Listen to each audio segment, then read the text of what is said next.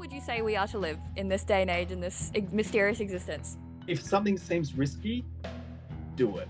Judge the risk. The risk of me going to London, the first housemates I had were the same people that I made a Netflix film 15 years after we met. Risks aren't always dangerous. Take risks. With every risk, there's an opportunity. The opportunity may not be there today or tomorrow. It might be there in 10 years' time. Trusting the zest of life, leaving space for it. Oh, God. If I get interviewed again in 10 years' time and someone says that to me, I'm going to track you down. I'm sticking to it. Just saying, trust the process. Everything does happen for a reason, I think. But if I was 23 years old and someone said that to me, I'd punch them in the teeth. Welcome to the podcast. Here we are exploring just how we are to live in this mysterious existence. It's a space for unfiltered and open conversation with diverse humans on diverse topics, reminding us just how connected we truly are, no matter the differences. We uncover unique insights, life philosophies, and paths to fulfillment that inspire us to explore for ourselves what it means to be human and to exist at all. Help us discover our individual and collective potential, find personal freedom, purpose, and hopefully help create a more conscious and truly connected world. Today, we are joined by Alex Sutton. Alex was originally a geologist and is now a senior consultant at a Sydney-based law firm and also a final year law student. Alex touches on some of the problems miners face and how his future business plans plan to support them. We discuss his journey and he shares his views on things from institutions to friendships to travel and risk-taking. I would like to mention this conversation does touch on sensitive topics such as addiction and suicide. So where I would like to start is your background. All right, my background. I grew up in northwestern Sydney, sort of middle-ish class family. Went to a number of different primary schools because when I was when I was young, chucked a bunch of kangaroo cricket stumps on the principal's wife's head. It was an accident, just let's be clear on that. And I was 10 years old, so that was 30 years ago. Or maybe I was a bit younger, doesn't matter. And then I went to local public school, and then local-ish Catholic high school. After I left uni, just worked a big bar in the city, just picking up glasses, wiping down tables. Didn't know what I wanted to do until I was sort of 23, 24. I had to go back through high school again at TAFE at Blacktown. That was an interesting experience. And then got into science degree at Sydney Uni, did geology and geophysics originally. And as we were saying before, I wasn't the greatest student. Like I got those 51s. And then after uni, pretty much straight away, I left, moved to WA, worked in the mines for about 4 years initially. Came back to Sydney full time in 2014. There's another story there, maybe for a later podcast if you invite me back. But okay. There's another story there. And then I sort of fumbled around professionally. Done a bit of a Masters of Finance as well. So worked as a commodity analyst and a mining equity analyst as well. Didn't really like the level of psychopaths that I work for, I guess is a good way to put it. Like a lot of the other people that were sort of on the same level as me, like other mining analysts who were former geologists and mining engineers, very level-headed people, will tell you like it is. So like if anyone ever goes down that path, like just be prepared that you will hear honesty and sometimes it's brutal. It's just unfortunate sometimes the people that you work for are dicks. And there's been others, they're completely insane, some of these people. And in some respects, I understand it because they put a lot of their customers' money on the line and it's their reputation as well. But I still don't find it necessary for the psychopathy in that industry or that part of the industry. And then in 2018, I started a law degree, did 1 year of that, ran out of cash, got a job as the geologist and advisor at the stock exchange. So I did that for 4 years. And then, that was all through COVID as well. So like there was a lot of crazy stuff going on in financial markets at the time. I mean, it was pretty touch and go for a lot of people during that time, as you could appreciate. Like, it wasn't just the common citizen that where there was uncertainty there in the business and finance sector. There was a lot of uncertainty and there was a lot of phone calls, a lot of panic. especially on my desk where I was, the stock exchange advisor for a number of mineral explorers who are always cash strapped. They didn't know where their next meal was coming from either. So, there was a lot of people in panic. Then I went away. I went back to the mines briefly. I intended to stay a year. Barely lasted 3 months. Just trying to get on a plane again after my first stint in FIFO was very difficult. And even today, like trying to catch an aircraft for me today, it's pretty it's troublesome. I don't get high anxiety, but there's a level of anxiety there that I just don't like anymore. And sorry, are you talking about flying? Flying, okay. Yeah, after doing 4 or 5, like it's crazy. It like just getting on an aircraft can like, and then now I'm just at the back end of my law degree now. So in 2022 I went back into law. So I got like 10 weeks to go in my Bachelor of Laws, and then I've got my PLT after that. And at that point I can call myself a lawyer.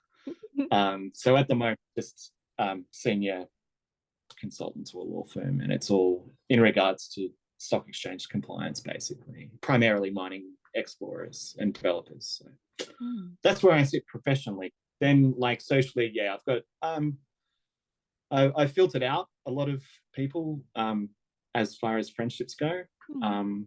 Unfortunately, it did have to get done for my own sanity. And then the group of friends I've got now are great. They're lovely. Like they're from all walks of life. Really nice people, and they're genuine friends. They're good. So yeah, I think in a nutshell, that's Alex. Well, thank you for sharing. Yeah, that's okay. Yeah. Well, there was a lot of things in there that I want to touch on, but just the first thing, because it was just the last thing you said about like the friendships, how you had to filter out friendships for your own sanity. That was really interesting. Can you elaborate a bit more on that at all? Yeah. And yeah, I can definitely. And I think this is actually a really important thing. Is that like I certainly wouldn't discourage anybody with their current friendships that they've got. It's just this is my qualifying statement.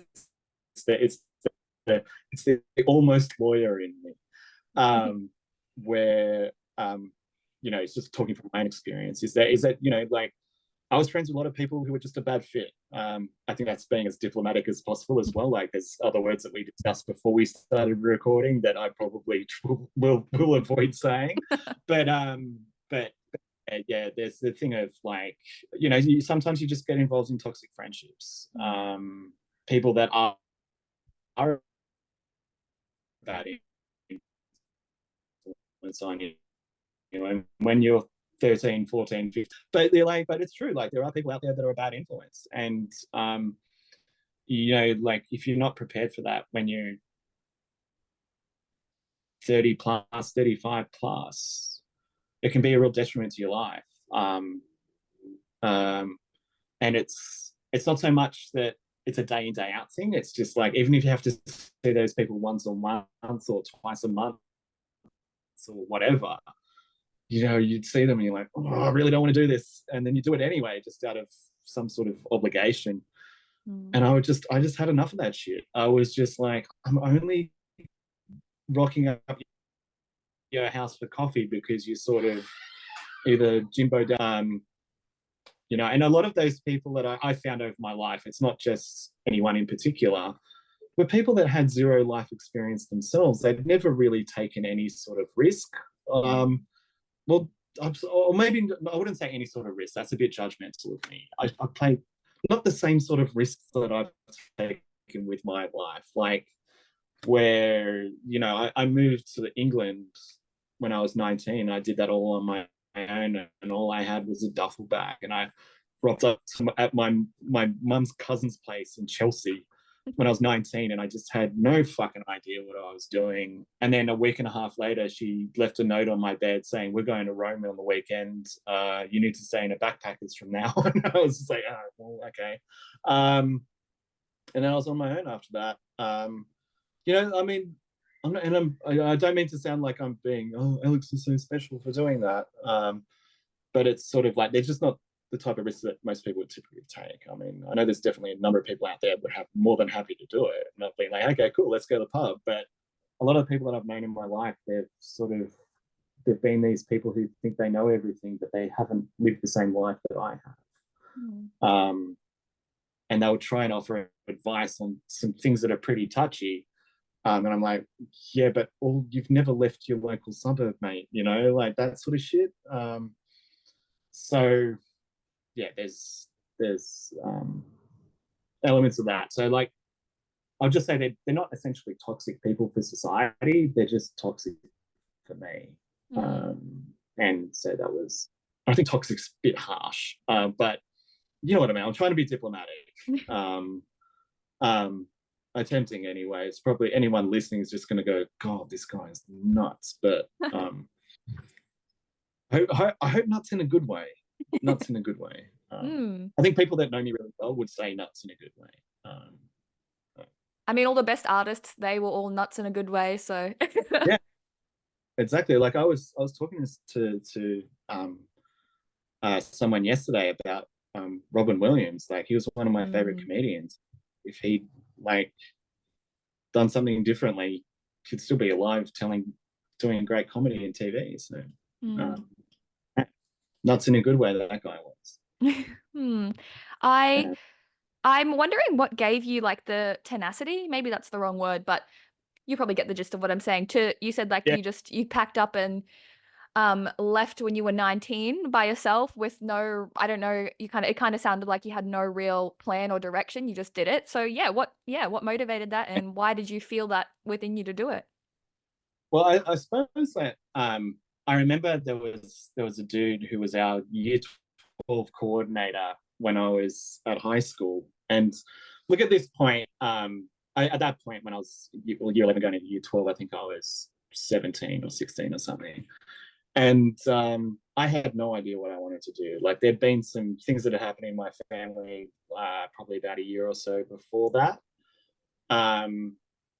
And that really changed things. And then Mr. Bell got up in front of our entire year and just said, look, if you don't know what you want to do, don't do it. Like, what's the point of going into, like, because a lot of people will say, oh, go do a trade or go do a fucking arts degree. And it's like, why would you get involved in an arts degree for starters? Like, that's a ticket to nowhere for me. Like, it's just, well, it is. You spend $30,000, $40,000 in your HECS debt, and you're like, how many, when you go on Seek, for instance, and you type in philosopher, like how many hits are you going to get? It's going to be pretty close to zero. Or, I need an anthropologist today. It's like, who the fuck needs that? Like I don't think about that shit, you know? So like if I'm hiring someone for an actual job, like no one, and it's not like if someone sends me a resume in the workplace and go, I fucking really need that philosophy shit, like fuck off. Like it's just a waste of time. So so that was his, anyway, he obviously didn't, at a nice, you know, small little Catholic school in the northwest of Sydney, or the northern districts of Sydney, you know, our year coordinators didn't speak like that. But it was basically like, well, if you don't want to do, don't do it. Go get some experience and follow that, and then find what you want to do. So, okay, great advice. So I basically, when I left high school, one of my middle brother's mates was was coordinating the classes at a bar in Sydney on George Street, which used to be like this real celebrity hangout spot back in the 2000s. Won't mention their name, but I think anyone from Sydney who's listening to this, especially my mates who I'm still mates with, who we used to work together at this joint, could appreciate. We know which place this is. The insider. And and there was some really fun nights that celebrities like series when they were filming that in Sydney. So we got to meet and greet the cast of The Matrix. That is actually so cool. I wouldn't say every night, but they would come in Yeah. So it was really cool. I remember one night I walked out of one of the lifts and Keanu Reeves walks past. I'm like, yes. And that was when he was like 30 something. So he was like, this was, and he was, and then like I remember a number of times getting in the lift with Lawrence Fishburne and stuff. And I'm like, that's cool. And I was in the lift with Rod Stewart once. That was awesome. That was the best. And my co-worker was this dude from New Zealand, and he points at Rod Stewart and says, I know you from somewhere. And I'm just like, why would you say that to Rod Stewart? Because but he genuinely didn't know where he knew him. So it was a very cool place to work. So what I want to touch on is you talking about like the whole philosophy thing, like you're like you kind of like really against it. Makes me curious about your own like belief system and faith. Like, do you have any?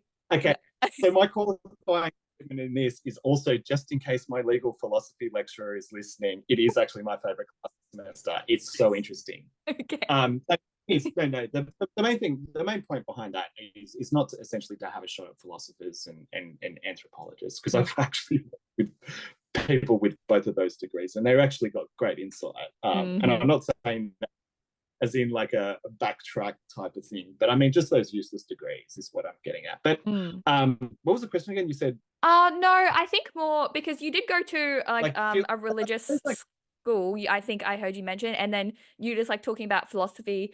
It makes me curious about your personal like faith in like, because some people like they like say follow stoicism, some people but like are Christian and have like a specific religion. So I was just wondering like, what is like, do you have a faith or belief system? Well, like I would more align with Christian, but I've never been baptized. I also like I like religion for what it is, and the essential parts of Christianity I really do believe in, but I really don't like institutionalism. So like, and it doesn't matter what that institutionalism is so like even if that institution is your footy club, there's always going to be, okay, so you got a footy club of like 100 people, there's going to be at least 5 to 10% of those people that you just don't like. And you're allowed not to like them. I mean, so like thing with and it's with any institution that's going to happen. So it's like so even with religion, so there's always going to be some parts of religion that I don't like as well. But there's a lot of it that I do like. I think it can teach you a really, really good lesson of either what to do in life and what not to do, as well, like judging from their own conduct. And you're like, oh, okay, well, that person did that. It looks pretty bad for everybody that you did that. I'll try not to do that in life. Those sorts of things is where I'm coming from. Because like I actually got like, so my mum is like super religious. She's chilled out a lot in the last 20 years. But we were brought up in like Baptist school. Not as crazy as the Westboro Baptist Church, but in the United States. But there were elements there where people were like, they fully believed the dictionary meaning of every single word in the Bible. And it was never supposed to be written like that. It was never supposed to be taken like that by the people who wrote it. And we were never taught that at the primary school I went to. And so like that's where you get those people going, oh, it's such a joke, it's such bullshit and stuff like that. And it's like, well, you're not supposed to take it literally, you dickhead. Like, it's not supposed to be like that. Like, it's not supposed to be taken 100% literally, because like, I suppose when you think about it, like if you look at, okay, I'm certainly not a studier of languages or anything like that, but it's like, say you meet somebody from Japan or China or whatever, and they spoke a different language growing up, and there might be some word in the English that they don't have for in that language. In modern English and say modern Mandarin, there might not be a word for that, for whatever word you're thinking of.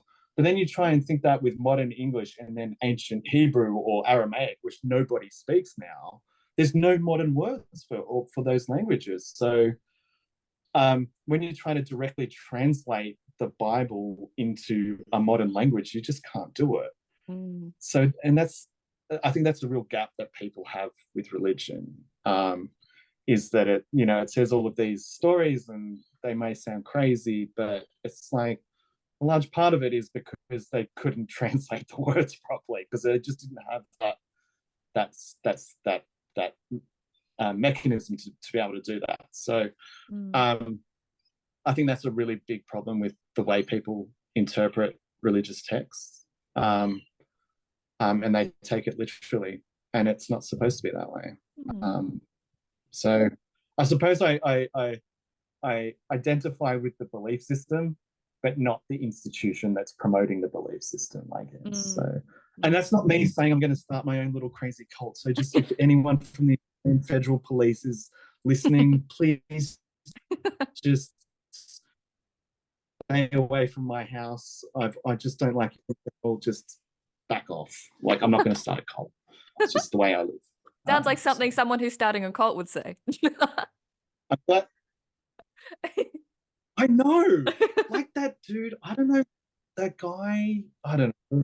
There's many people that have started many a cult and have, or some sort of marketing scheme which has eventually turned into a cult, and it's just like, guys, come on, just try not to do that. Just let's do your best. It's a. Yeah, don't do your best. I'm all for like promoting people starting their own businesses and stuff like that, but that kind of business, I'm sort of, let's draw the line on that one. yeah. So it's so crazy that I would be talking about a cult. I mean, just on that, when throughout life, I've had periods of unemployment, and I'll just go on YouTube and just research all these crazy religions, because I just find it fascinating. Firstly, how people get involved in it. And a lot of the people that, there's a lot of people that get involved in these cults who are really bright. And then you just wonder why. And you just think that they must have been in a desperate time in their life, and they were just like, oh, this dude or woman or whatever, or whoever's approached them is providing an answer. And so they join. That's quite common. So, yeah, but some of the crazy religions, they're so fascinating. Like, it's just, and a lot of people go, oh, the people that follow that religion are crazy. And it's like, well, no, they were brought up that way. And then if you actually meet the people, they're actually really sweet. They're really lovely. They've just got some strange views. That's all. But they've also got, like, in general, the people that I've met, that are either involved, like, have got actually really good principles. And if you sit down with them and you ask them why they do the things that they do, it's because, like, they've got these really strong beliefs and strong principles. The people that I've met in any event that are involved in things like that are actually quite good people. And they'll admit as well that, like, the meat of the bell curve are good people. It's the opposite ends. It's the outliers that are insane, and they occur. It happens in every institution. So, that's what I mean. It's like, it's sort of like a cult. Like, when you say cult, like, obviously when we think of cult, we think of like people that are like murdering and like all that, like, that are doing that crazy stuff. But if you really look at it, like, it basically, like, all organized, like what you're saying, like, institutions are a cult in a sense. Like, it's just like different, like, and I don't think a cult could necessarily be a bad thing. Like, it is just people searching for meaning and finding community. Like, obviously cult is a bad word for it nowadays. I know, exactly. Like, I remember, it's like, because when I left the mines, that was 10 years ago.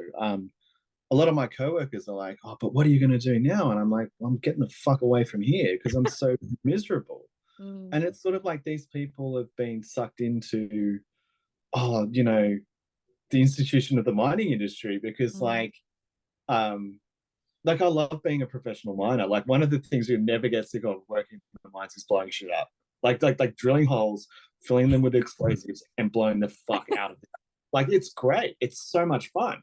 I've still got a fucking a hard drive full of like about a terabyte of blasting videos.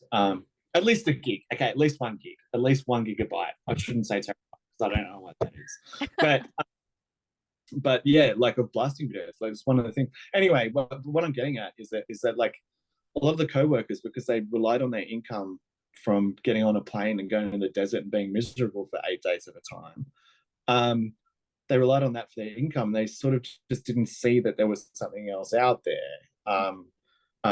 And so I guess I wanted to find out what that was, and I got there eventually. Took a while, but I think I've arrived. I'm not sure. I'll find out in 5 years. Let's do another podcast in 5 years. See how grey my hair is by then, or what color it might be. You never know. But I think that's part of it. Like it's part of the adventure. Also, for your future hair color, I'm thinking purple. But also, no. I'm wondering what. I was actually looking at those grey videos, like the tablets that you can take, and they say 4 to 6 months on this tablet, your hair goes back to normal. Interesting. I'm looking at those videos this morning going.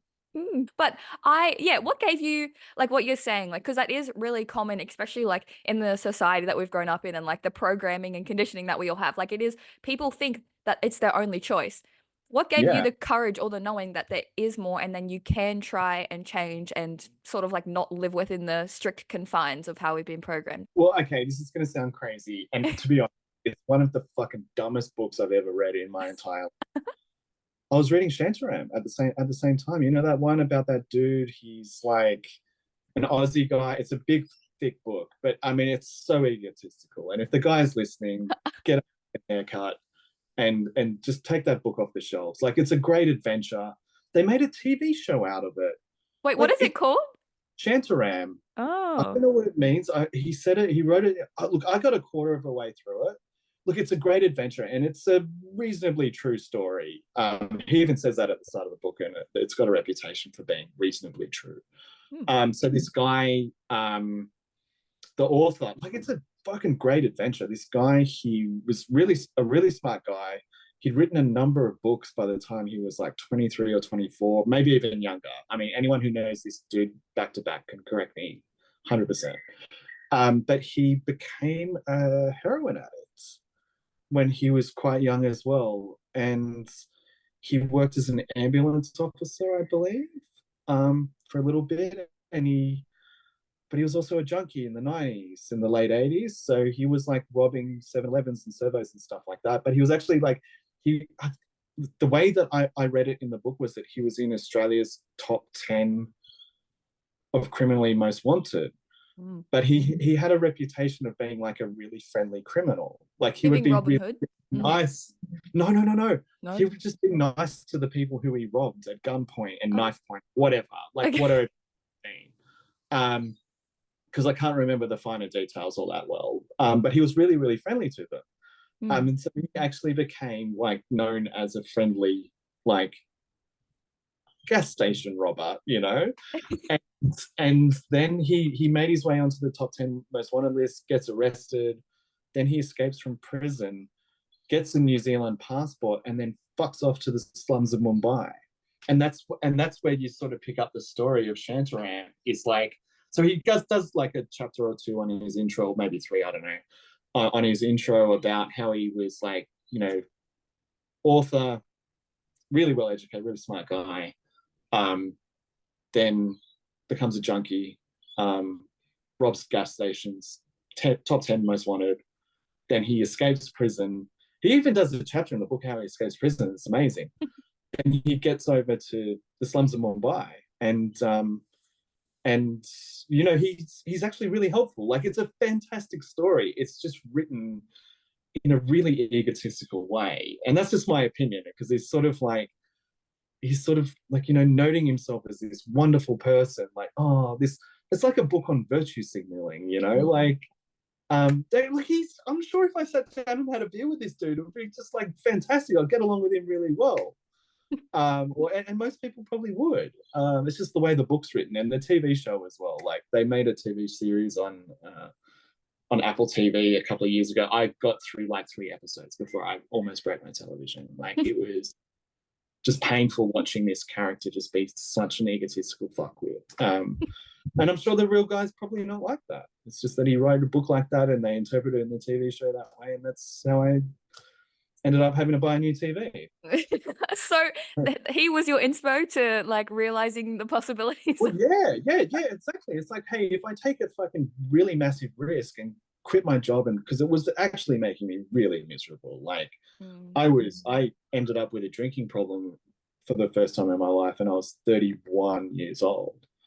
I was sitting in my apartment, just in the inner west in Sydney, and I was drinking myself to sleep like most nights of the week, or I'd go out with friends and then come home and then finish a bottle of whiskey. And then one of the things was as well with flying, like as I said earlier, was like when I'd get on the plane to go back to WA, I was like half a bottle in bottles of Jameson's. Like, I'm surprised they let me on the plane some days because I was just fucking annihilated.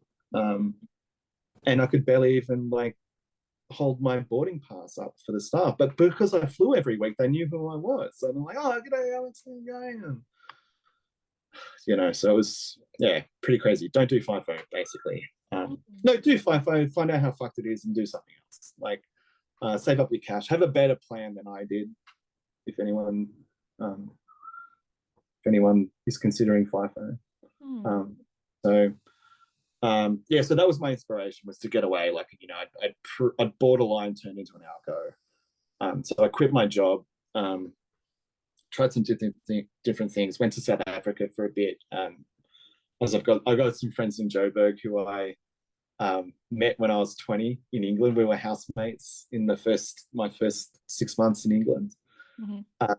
And one of them was a filmmaker. So we made his first feature film while I was there, and we had a Netflix deal for 2 years, and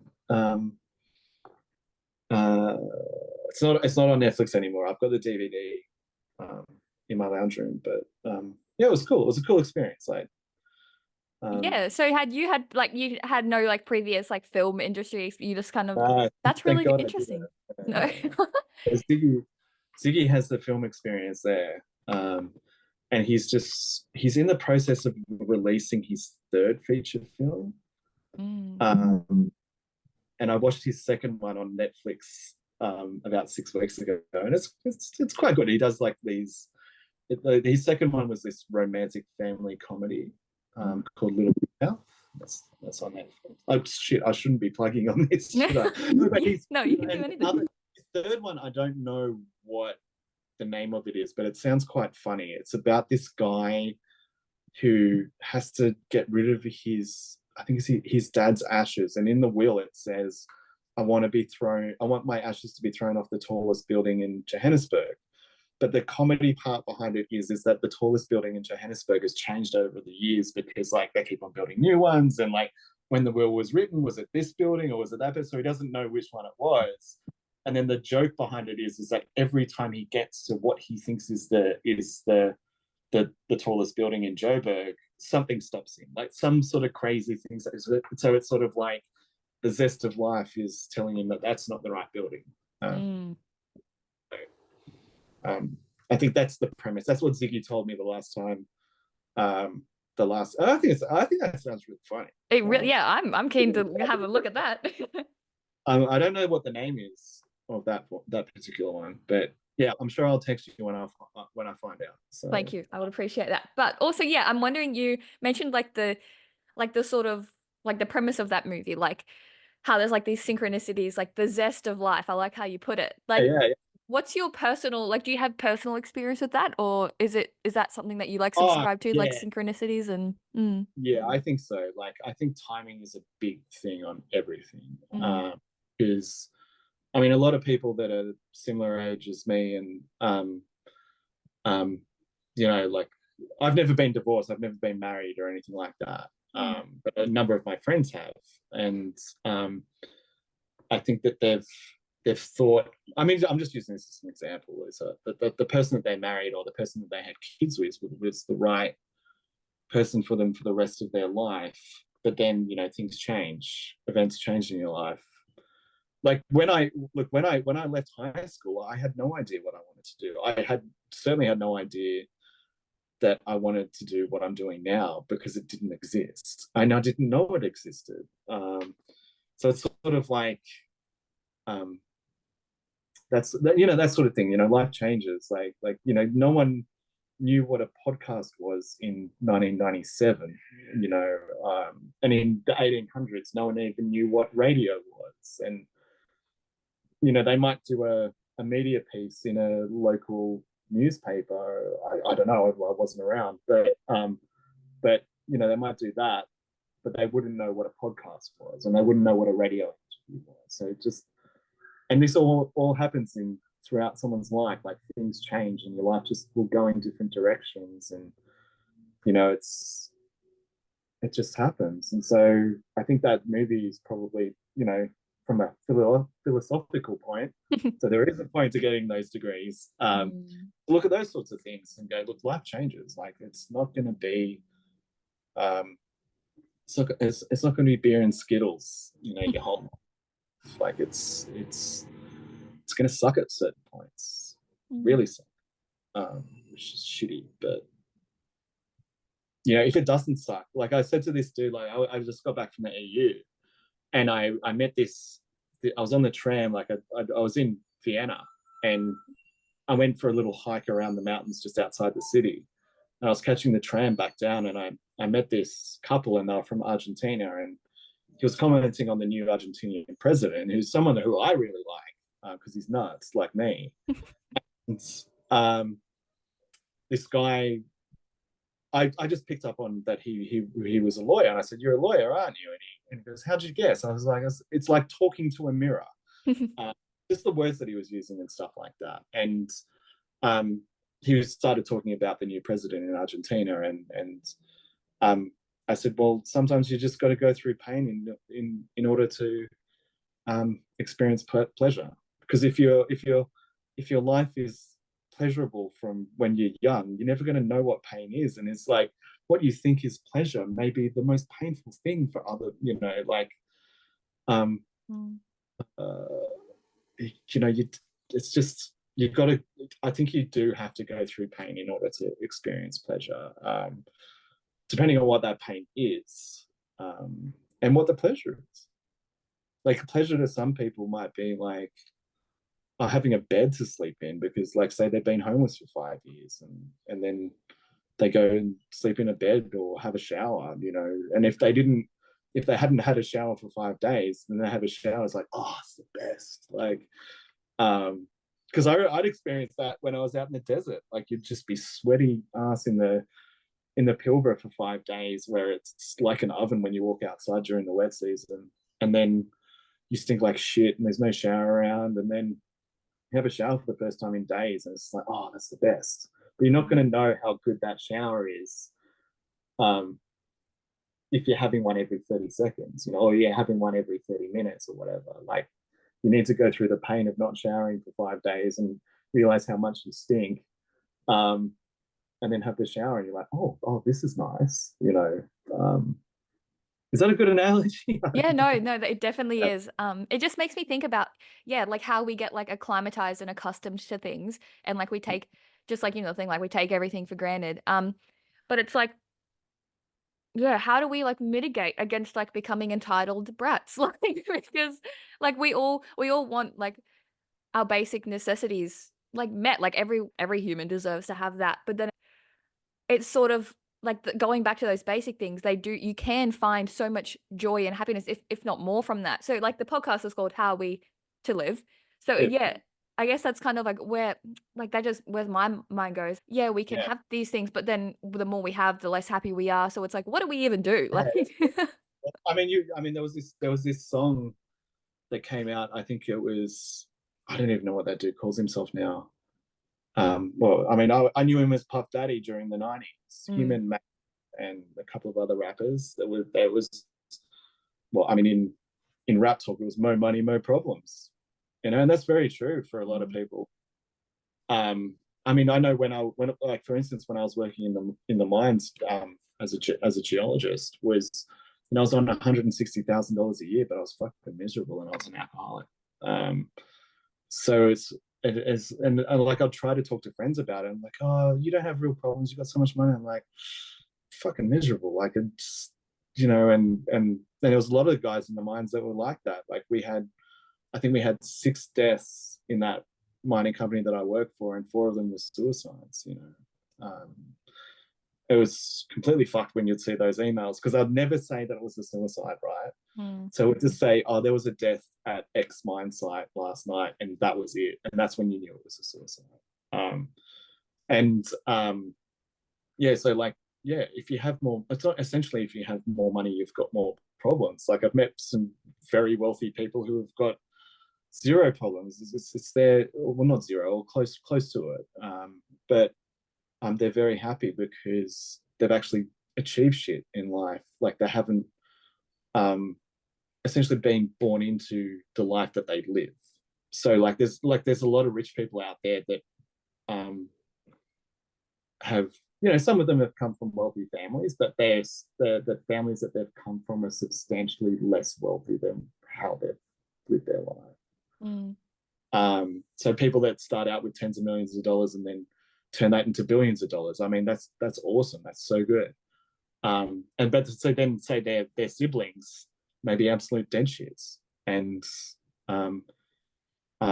just not achieve anything their whole life and just suck the family wealth away.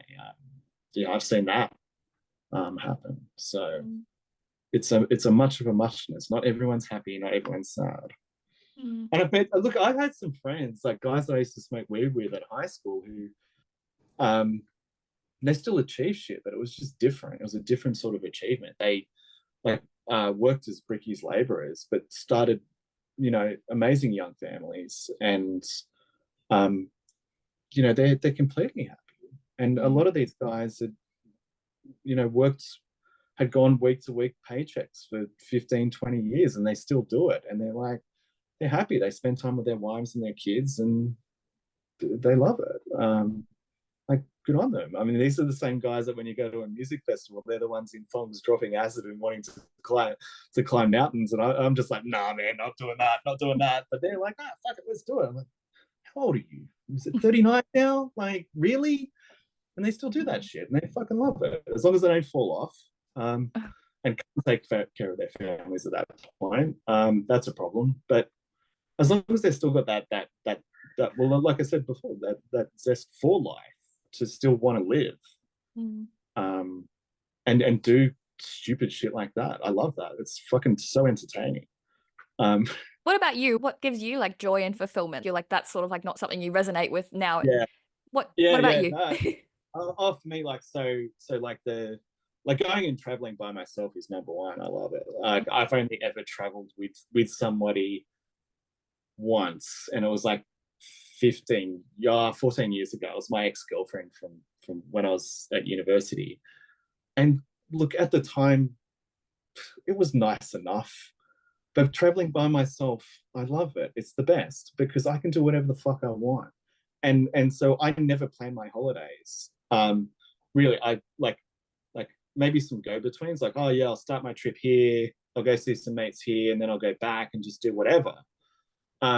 So that sort of thing, because then everything's like new, and because there's people that go on holidays and it's not a real holiday, because they've got, by 10 a.m. we're going to be here, and it's like, it's a holiday. Like, just go do crazy shit for a week and a half or whatever. Like, and like, you could do something that's on a website somewhere and everybody does it, but if you don't know about it and you go do it, you're like, fuck, that was amazing. That sort of thing, like, provides excitement for me, like, in a holiday sense. And I like doing that and learning shit and meeting people. For me, like, achieving stuff, like in a professional sense, that excites me. And now, like, I'm moving into a phase in my life where I'm, wanting to set up my own business and things like that. It's in a very niche market, and I'm very excited about that. It's going to be a challenge, and I know that it's not going to be easy. And like I said earlier, my hair color might change, and I might have to get a facelift here and there. I'm just kidding on that one, but it's going to be hard. It's going to be stressful, but I'm looking forward to the challenge. And like I think, like, jumping those hurdles, no matter how high, it's hard, but it's not that hard. Like, there's always someone out there to help you do it. Like, there always will be. I suppose that's like a good thing. I no, I'm not. No, that is very. It is a good thing. I think the good thing about it is that you just have to look for it, and it's not that difficult. It's really not. There's always someone there. You might have to pay a fee for it, but they'll be there. They'll do it. And if they meet you and you're going with the right attitude and you know what you're doing and you're prepared for it, you'll jump those hurdles definitely. You just got to be prepared for it. Yeah, I'm wondering if you want to elaborate more about your aspirations for the future and what you're going to create. Yeah, well, you know how we're talking about, like, just earlier when I left the mines like 10 years ago, people were like, what are you going to do? It's sort of like these, it's sort of like not just these people, it's a lot of people that think that striving for mediocrity is appropriate. And I think that's a shitty way to live life. It's like, yes, I made it to middle management. It's like, go fuck yourself, you loser. Seriously, middle management? Oh, I sit around in meetings from 9 to 5 and I actually don't do anything. And I get paid 200 grand for it. It's like, I don't want to know someone like you. Go work for the government, you dickhead. Or go become a politician, for fuck's sake. You know, that sort of shit. It just drives me insane, this strive for mediocrity. It just sucks. But then, like, no, the thing is, I think where I'm wanting to go with this business is it's very specific in the sense that it's mining investment business, where, you know, I do have to get licensed, which is going to be probably the biggest hurdle. I think through the network of friends that I've got and that I've approached already, like some of them have said, hey, you know, some of these guys are fund managers themselves, or they've got they're in partnerships at places that they've set up themselves, you know, and they're a good bunch of guys. They're fucking honest.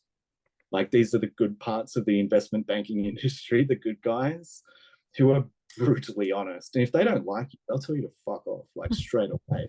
Because I think, like, one of the things that gives people like them the shits and gives me the shits is when people come in, they try to make as much money as possible, and then they get out and shit all over anyone. They don't give a fuck.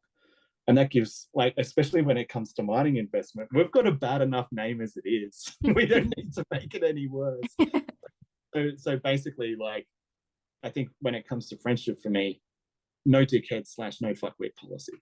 And same in professional world. Like, I just don't have time for it, right? No time, zero time for egos. Like, if someone's prepared to sort of go the distance, like, that's the key. And like, for me, I'm prepared to go the distance. I'm sure there'll be moments where I'll just be like, oh fuck, she's recording. Oh god, no, it's gone on the internet. Someone's going to pick up on it in 10 years time when I think about giving up. You know, maybe I can use it as inspiration and say, hey, you said in 2024 you're prepared to go the distance. So, yeah, it's funny that you say that, because I was actually thinking, as you were saying that, what you were saying, you're prepared to go the distance. What gives you that? Like, why do you feel, that you were able to do that and you prepared to take that on? So for me, like, so the mining, my grandfather was a geologist as well. He was very, you know, during the 70s and 80s, he was really well known because he was a pioneer of the oil industry in Australia. And he never had any male grandchildren who had the same last name. So I'm calling the fund after his last name. Just so there's, you know, the name still will still live on. That's the intention. The other purpose behind it is to, like, I mean, as a mining professional, I've lived through mining downturns, and it sucks. And, you know, I know guys that are very talented mining engineers and geologists and surveyors who are zero employment during those mining downturns. And I think one of the inspirations is to, like, keep the mining industry funded, especially exploration. So guys will have an active flow of cash coming from the private sector. That's the main thing. I don't want any government bullshit getting involved with this, other than I'm intending to tick the boxes to get licensed in order to be able to do this. And if anyone from the ABC or my local member of parliament has a problem, well, then take it up with your fellow government dickheads. But no, the real intention is to keep food on the table. These like guys and girls in the mining industry, they've got families. There's kids that need food as well, and like just because they're a miner's son or daughter, it doesn't mean they can't get hungry. And the other thing is, like, a lot of these guys, like, they go into the mine. Well, I think they learn a lot during their first mining downturn. They go, oh, that's brutal, because I certainly did. And you know, a lot of these guys will really pull their finger out, and they'll go work as KFC delivery drivers and Uber Eats people and cab drivers and stuff like that. And actually, when I told my grandfather that I wanted to be a geologist, he goes, "Get your cab license." That was the first thing he said. Get your cab license. Crazy. Yeah, that's really interesting. Like, that's not something that you like would. Yeah, he's like, straight away, he's like, get your cab license. And it's just sort of his way of saying, be prepared. It's gonna suck at some point. It's not all 160 grand a year paychecks for working 6 months. So yeah, why does that happen? Oh, just the way the commodity markets are. Like, right. So if you're working in say in iron ore or gold or whatever, I mean, commodity markets just hit a point where there's just not enough demand for your product, and right. that happened. And when the downturns happen, they're fucking brutal. Like, wow. And that, like, a mining company will just axe, like, depending on their size and how much spare cash they've got, they'll axe everyone overnight. And so, like, during the global financial crisis, I didn't work through that point. Like, I was at university at that point, but like, I had mates who were working in the mines, and they were at some of the big mining companies, and everyone thought the show was over, and fuck, we're not going to be back in time. You know, we're not going to be employed in time for operations to get back up again. So, like, these stories of guys getting on the planes in the Pilbara and taking the fucking computer monitors, you know, taking the TVs out of the dongas and shit in the mining camp, and taking them on the plane back to Perth and stuff like this, and just stealing shit, you know. Like, there's just stories of it. It's like some of the stories out of the Pilbara and also the goldfields in WA, they're fucking crackers. Like, they're so funny. The old union boys from the 1980s, they got some really, really funny stories. So yeah, how are you going to, like, so how because what I think about is how, you know, everything has like an upturn and a downturn, like everything in life, like what you're saying, like you can't. So how, and it's sort of, do you think this issue is something that just comes with the work, or is it something that can be prevented? Look, I don't think it can be prevented. It can only be prevented. I don't know. I'm just trying to find a solution for it and trying for a service to help out, I guess. Because like, I realize that, you know, maybe that I won't be able to solve the problem. I think there's a large possibility of that. But if I can assist some people through that, that's good. What the problem is just, I mean, say for instance, there's a shortage, because like a lot of mining products, they're metals and mining. So it's going to, like, steel, like the whole steel, the iron ore boom from, you know, 2003 to today was built on the back of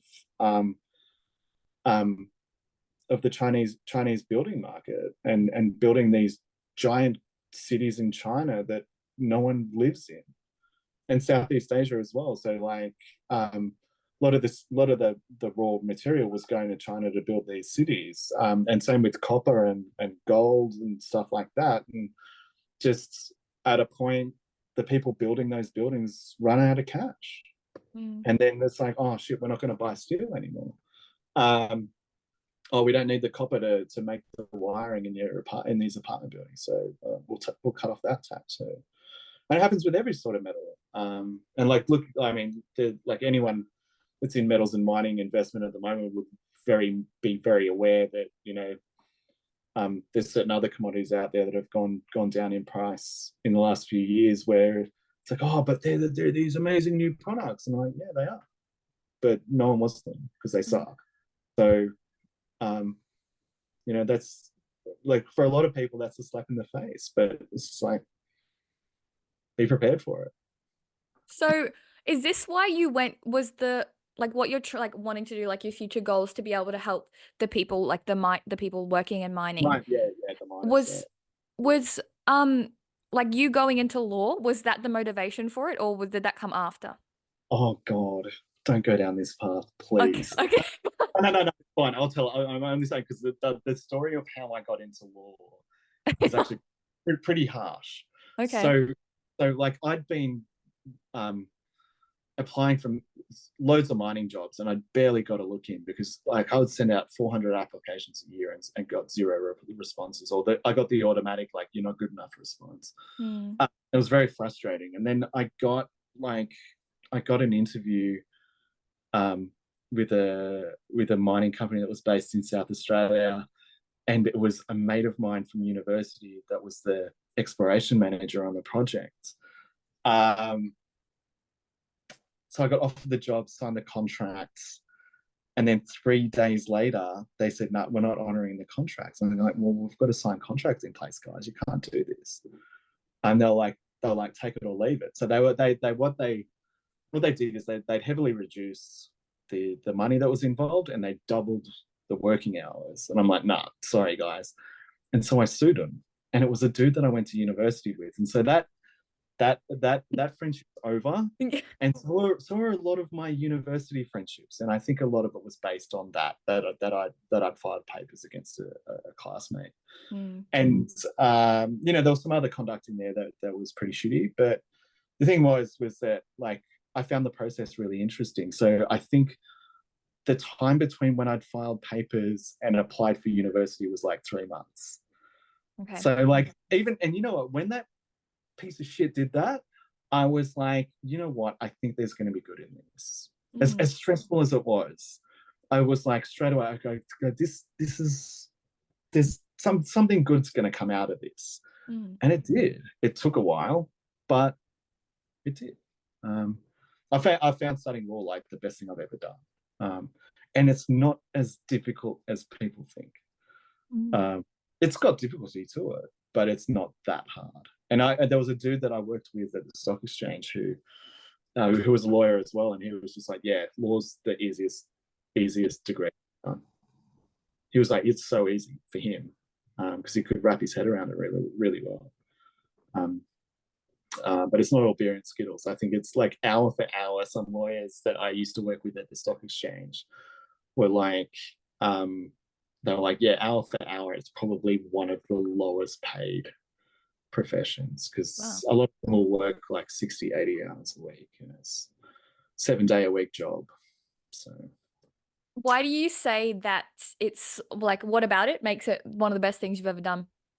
I think it's just like it's really like developed my thinking really, really well, and thinking about things that happen that you see say in media and stuff like that, or even in politics, or you read, you'd see some outcomes of court cases in Australia, and the outcome may be shitty, but like the legal reasoning how they get there is actually really good. And then even when it comes to like, I think we're up for an election this year, and time's running out for the Prime Minister to call it. He has to call it pretty soon, I think.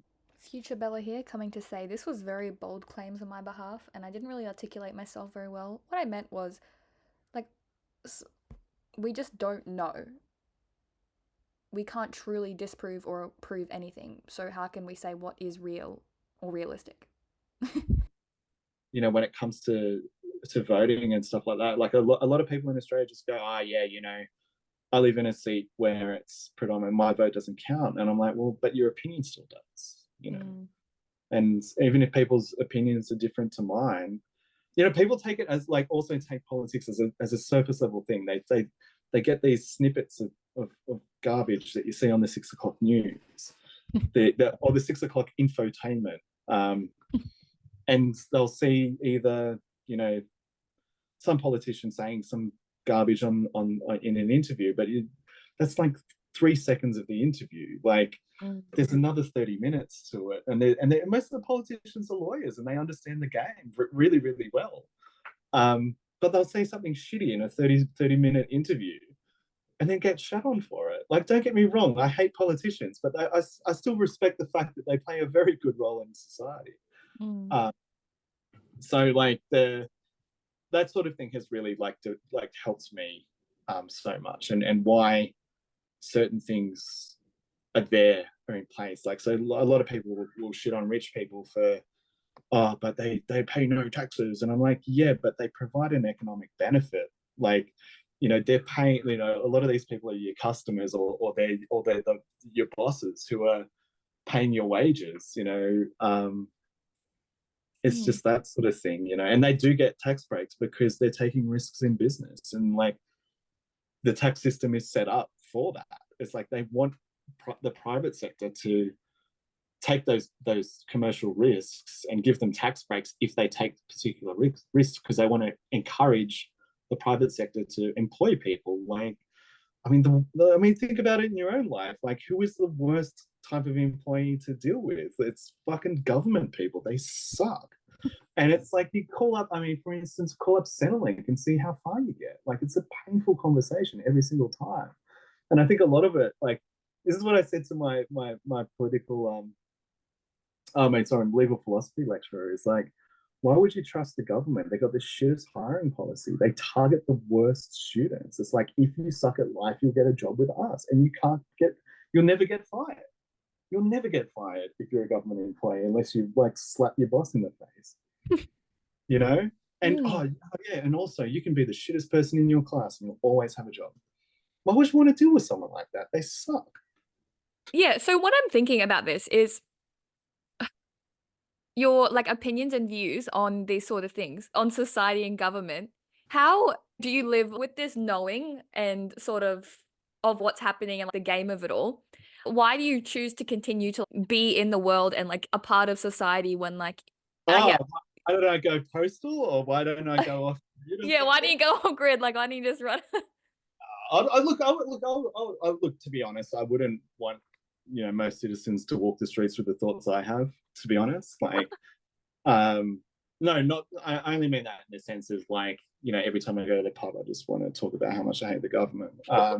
Nothing like that. Like, it's just like, I think there's a lot of, I guess, things out there where, oh, the government's saying it, so I'll believe it. I'm like, really? The same people who start wars, that take 30 to 40% of your income and give you nothing in return? Oh yeah, trust those people. Oh, they also hire the shittest staff. Oh, how wonderful are they? Like, really? Yeah, this is sort of, how do you manage it? Be with this knowing, but then you still kind of have to be in it, because I go through the same thought. I'm just, I don't understand. Everything's corrupt and I have no idea what I'm talking about anything. I'm just like, I look at the world and how things are built. I'm just like, why are we all just like, it's so funny. That's why when you brought up like meeting Keanu Reeves, like in the Matrix cast, very long-winded question. Like, how do I live my life now? Like, it's just, how do you hold the two in? Look, yeah, it's taking daily walks with me is like a high blood pressure situation for me. And like I got this mate down in Wollongong who I used to share a place with, and he's like lovely dude. And like, I think one of the last times I went to go see him was about a year ago, and I was at a point where I was just losing my shit at everything. And then like my mate's also like he's 41 as well, so he's got his own thing going on. And after 3 hours, he was like, you need to get back on the train to Sydney. That's what he said to me. And I was like, okay, yeah, sorry about that. Like, because I'd just gone too crazy. But I think, like, how do I do it? I don't know. I just I don't know, just appreciate like there's a lot of good in life. Like, there is. Like, as much as I shit on everything, like there's lots. Look, I now live in a part of Sydney where I can leave my door unlocked for ages and no one's gonna. The likelihood of someone breaking in is minimal. I can walk around at 3 o'clock in the morning, 4 o'clock in the morning, and the fact that I'm probably most likely not going to get attacked is an everyday situation. like, you know, there's 95% of my daily existence is bloody fantastic. But just when I think about the government and watching the 6 o'clock news, I'm like, so I do live with it. Like I appreciate, you know, the things that I've got in life and walk around and take deep breaths when I need to, and try to think a bit better about life and just not lose my shit at the drop of a hat is probably something that I'm still learning, but I'm getting there. What sort of things that help you come back to sanity? Because I completely relate. I have existential crises all the time. Yeah. So I think sort of harnessing the inner psychopath, taking deep breaths, drinking less, and making sure I get enough sleep, and then just like learning to take yourself out of situations when you know you're about to lose your shit and just walk away, and then come back to it at a later date. Those sorts of tools are very handy, because I think I was at, like, 2 years ago, I had these friends who just, they'll do these 6-month catch-ups, and there was this girl, they were at the pub, and like there was this girl in that group who was a criminal lawyer, and she was just saying the dumbest shit I've ever heard anybody say. And then I learned later that she was a criminal lawyer, and I was like, how the fuck can you have those opinions, as you know, and that's your job? But then it's also like, I had a friend meet her like maybe 6 months later, and I think he found her a bit foxy. He said, oh, she's so smart, you know, she's a criminal lawyer. And I'm like, yeah, but do you understand the state of crime in Australia? Like, these people are experts in getting people off parking tickets. Like, they're not that bright. And in the legal profession, like, I think the dumbest shits ever are criminal lawyers. Like, they are fucking stupid. Like, oh yeah, we'll get you off that coke charge, we'll get you off that fucking parking ticket. And then you call these people smart? That's not an achievement. Like, it's writing a letter to the council, and you paid $600 an hour for it to a lawyer. Like, it's dumb. I'm not saying all criminal lawyers are like that, but I'm just saying that the specialist ones are great at getting you off a parking ticket, and that's their achievement in life. Wonderful. Well, I just processing. Yeah, I know. But I guess, okay. There's a lot of time out there that criminal lawyers are good at getting people off of, but I mean, they're 80% of their income is through getting people off parking tickets. It kind of brings me back to what you were saying about, it makes me think what you were saying about middle management, like people aiming for like middle management or something like that. It's like, but my question to you is, somebody has to do these things. I know. So it's there is a large element of like that trickle down society where, and look, you know, a lot of that is because, like, you know, people's lives change. Like, you know, maybe at one point these people wanted to be the CEO of BHP or whatever, and you know, say they met their wife or husband at that point and started a family, and that limited them from doing that. You know, that's, and I'm not saying starting a family is a limitation on your life. It's certainly not. But you know, it might limit your time, for instance, in order to be able to go get your executive MBA that's going to take you to be the CEO of BHP. Yeah, it's just different priorities, like a priority shift. Priority, yeah, exactly. Like, I mean, like, no, I just don't think that, like, there was a guy that was my geo assistant at the first mining job I ever had, and he was studying accounting. He was a very smart guy. He was a fucking weird prick, but, like, you know, he was very bright. But, you know, I remember we're in the 4-wheel drive one day, and I'd asked him about, you know, why he was studying accounting. And he was like, oh, you know, so I can go get stuck in middle management somewhere. And he wasn't joking about that. That was his actual goal. Like, you know, there was that Franklin Roosevelt's saying was, keep your feet on, aim for this, what is it? Eyes to the stars and keep your feet on the ground. Or what do they? What's that other one where it's like, even if you shoot for the moon, you'll land amongst the stars. Like, you know, I mean, it's quite possible those people that landed in middle management are very, very happy. And they did shoot for the moon, and landing amongst the stars is their, well, middle management is them landing amongst the stars. You know, and you know, they probably would have had some life-changing events along the way, and that's just what's happened. But it's sort of like, I think like, I mean, I don't want to bring it back to my family, but like one of the things was that a lot of people, I mean, I was certainly encouraged to strive for mediocrity or something like that. I'm just like, it doesn't sit well. And even some women that I've dated in the last couple of years, where I told them about me wanting to start this mining investment fund, and one of them who had her own stock brokerage, she'd said to me, "Oh, but you know, you could stay in your current job at the stock exchange and earn really good money, and you could, you know, buy a bunch of properties around, you know, Sydney and live a really good life." And I was like, "Yeah, but that's not what I want. Like, that's what you want. If you want to go strive for that, go do it. Like 100%. It's just not for me." So that's why I want to get this fund off the ground. I want to keep going. Like, I want to keep, and like, I might get it off the ground in 10 years time and be in a great place. And then maybe at that point, I'll find out that there's something else I want to do that's even better. And yeah, quite possibly, or I might want to shave my head and move to Tibet. Like, you just don't know what's going to happen. It could do. Like, I told this dude that I'm in class with, and this guy's a self-confessed goth. And he goes, "You look like the type of guy that's always dressed like that." I was like, "Nah, man. I used to like Nirvana, and I had long hair and used to wear flannels and torn jeans and shit when I was a teenager." Like, you know, life changes.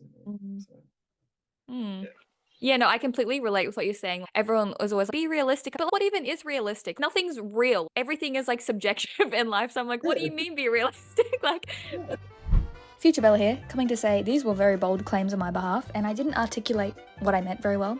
Basically, what I was trying to say is, from what I currently know and my current perspective is, nothing can be truly proven or disproven completely. So how can we say what is real or realistic when we can never know anything for sure? Yet.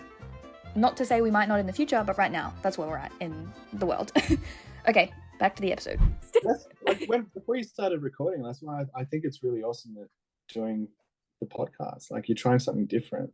And if it works out, it works out. But if it doesn't, like, at least you can tag it on a CV. And then when you go to the right interview and the person that interviews going, "Hey, this chick took a risk." And that's a good thing. Like, because there's always going to be employers out there that like risk takers. And then there's employers out there that basically just want to hire someone who's smart enough to be able to operate a computer, but dumb enough not to ask questions. So Gina Reinhardt, you said your dream coffee meeting.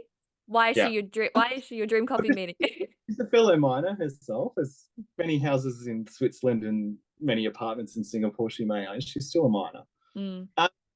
Also, like, when I went back to the mines briefly a few years ago, you know, I took a job in gold exploration because I'd never done gold exploration before. But Gina, like, actually had the biggest offer. And it was also like, it wasn't from her personally. It wasn't her sitting at home texting me or anything like that. But it was the biggest offer. And it was like, hey, like, dollar-wise, it was great. And then when I got back to Perth, I caught up with one of the boys that I used to work on this mine site with 10 years ago. I was like, "Oh, have you ever done any gigs at any of Gina's sites?" And he's like, "Yeah, I have." And he was like really excited. And he goes, "Yeah, she's got the best camp." So it's like all the boys in drilling and in the mines in the Pilbara are like, whichever mine site has got the best camp, that's the best thing, because they've always got the best stuff on site. So apparently at Roy Hill, they've just got all the best stuff. Like, you know, everyone gets a double bed, everything's really comfy, just stuff like that. I mean, I'm sure it may be different now because the site's got a lot bigger and they haven't had to do the single bed dongers or whatever. But you know, the living conditions basically are meant to be very good. And then also Gina pays everyone like 30% above the next best competitor.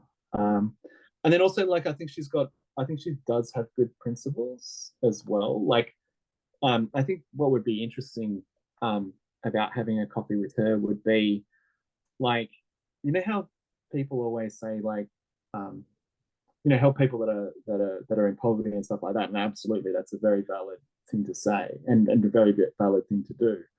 But, you know, don't minimize the personal problems that someone like Gina Linehan has as well. And I even think this about people in the British royal family, because it's like, it's not like they can just call up someone who's had the exact same experience as them. So I was thinking about this with, like, say, Prince Harry and Prince William, is that, like, you know, when their mother was killed in that car accident, it's not like they can call up one of their mates in another royal family and go, hey, you know, when you went through this, and they're like, you know, they just don't have that opportunity to relate to someone who's been through a similar experience like that, I guess. And same with Gina, like how many billionaire kids does she know and has she grown up with? I mean, look, I'm sure she's got some really good close friends. But then also there's also been the very public drama of, you know, what's happened with her children. And sort of having to deal with those things, and you just want to read the newspaper and just read rubbish in the newspaper. And then you're like, oh shit, there's that story about me and my children. Oh, wonderful. You know, like, you know, she does have her own problems too, and people like that have their own problems. And I think the sad part about it is that they've got very few people that's lived a similar life to them. Yeah, isolating experience. Yeah, I mean, they're just as isolated. They can be just as isolated as anybody else. And then, you know, when people rip on you in the media for, you know, the way that you spend your own money, I think that's really shitty. Like, I think I saw a meme on the internet that said, "Oh, don't worry about the way Gina spends her money. Worry about how the government spends yours. That's what you should be worried about." Like, don't worry about Gina. She can take care of herself and many other people with her paycheck. Don't worry. But like, it's her money. It's not. It's like she's spending someone else's money inappropriately. Like, it's hers. It belongs to her and the Hancock prospecting and stuff like that. So it's her decision to make that, not ours. So what would be the one, like, if you only could ask her one question, what would it be? What beer are you drinking? What's your favorite whiskey? Solid. Can we do a Boilermaker, like an actual, you know, the whiskey in a half pint glass and scull it, you know, like that sort of shit. I just, you know, it's just someone that I'd like to know on a personal level, or like just even if it's for 15 minutes, like just be interesting to chat, or, you know, anything like that. I'd be like, yeah, let's go for a fucking beer. You know, you're a miner as well. So I guess sort of wrapping things around. So even though this is a very bold question and hard to really answer in a few sentences, but how would you say we are to live in this day and age, in this mysterious existence? Like, if something seems risky, do it. Like, judge the risk, because with the risk is like you'll get an opportunity out of it. You just will. Like, the risk of me going to London, the first housemates that I had were the same people that I made a Netflix film with. You know, it was 10 or 15 years after we met, but we ended up making a film and being on Netflix for 2 years. You know, and the risk of going to London, I never thought that would happen. And we just kept in touch. You know, and then, like, you know, we've formed a really good friendship. And then also, like, even 10 years ago when you know, I went out for New Year's Eve, like, I was, you know, in a shitty place, but I met my two mates in Switzerland, and we've been friends for 10 years now, and they're going to be staying with me when they come to Australia this summer, and I can't wait to see them again. I just saw them a month ago in Switzerland, and, like, they're lovely guys. They're just champions. They're best friends. And if I didn't go into that nightclub, and there's a section of that nightclub called Trash Alley, smoking a cigarette, and we just got chatting, and then I was like, hey, like, and we just became friends, and they're just good dudes. Shit like that. And people that are sort of afraid to take risks. Risks aren't always dangerous. It's only probably about 5% of actual risks are dangerous, or something like that. 5% of risks are dangerous. I don't know if that's a real thing, but we'll take your word for it. Take my word for it. Yeah. No, but that sort of thing, just take risks. With every risk, there's an opportunity. The opportunity may not be there today or tomorrow. It might be there in 10 years' time. Just trusting the zest of life. There's leaving space for it. Life. Oh God! If I get interviewed again in 10 years' time and someone says that to me, I'm going to track you down. It's good. I like it. I'm sticking to it. Oh, it is. Yeah. Well, they just say trust the process. Everything does happen for a reason, I think. But if I was 23 years old and someone said that to me, I'd punch them in the teeth. Well, yeah. Is there anything in particular that you want to cover or say before? Yeah, just sort of the opportunity to get anything off your chest